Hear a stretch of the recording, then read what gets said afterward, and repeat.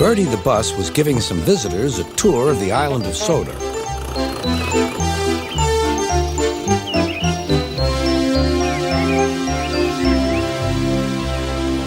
It was their last afternoon, and Edward was preparing to take them to meet Bill and Ben. He found it hard to start the heavy train. Did you see him straining? Asked Henry. Positively painful, Remarked James. Just pathetic, Grunted Gordon. He should give up and be preserved before it's too late. Shut up, burst out Duck. You're all jealous. Edward's better than any of you.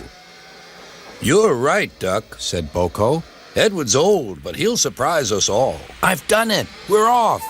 I've done it. We're off, said Edward as he finally puffed out of the station.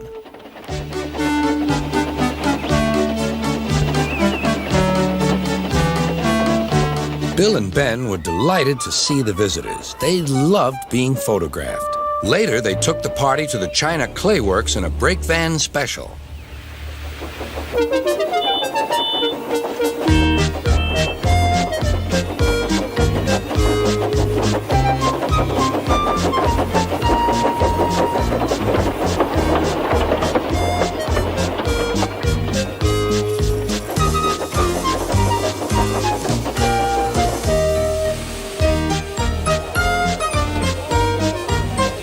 Everyone had a splendid time, and the visitors were most impressed.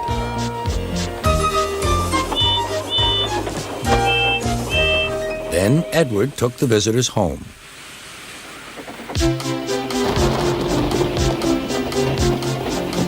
On the way, the weather changed. Wind and rain buffeted Edward. His sanding gear failed, and his firemen rode in front, dropping sand on the rails by hand.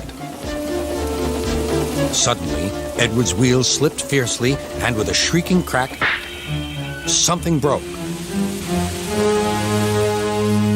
The crew inspected the damage. Repairs took some time. One of your crank pins broke, Edward, said his driver. We've taken your side rods off. Now you're like an old-fashioned engine. Can you get these people home? They must start back tonight. I'll try, sir, promised Edward. Edward puffed and pulled his hardest, but his wheels kept slipping and he could not start the heavy train. The passengers were anxious.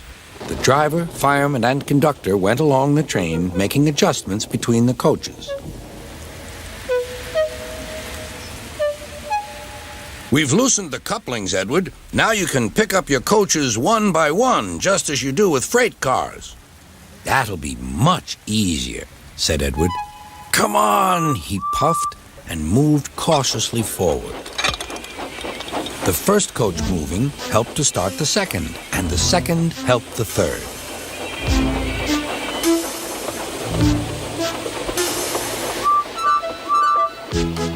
I've done it! I've done it! Puffed Edward. Steady, boy, warned his driver. Well done, boy! You've got them! You've got them! And he listened happily to Edward's steady beat as he forged slowly but surely ahead.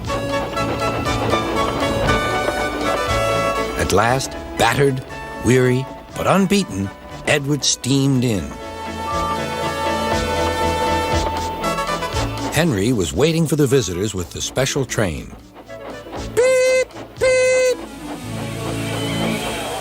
Sir Topham Hatt angrily pointed to the clock, but excited passengers cheered and thanked Edward, his driver, and firemen.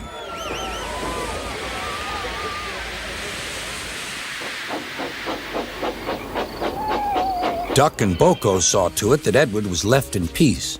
Gordon and James remained respectfully silent.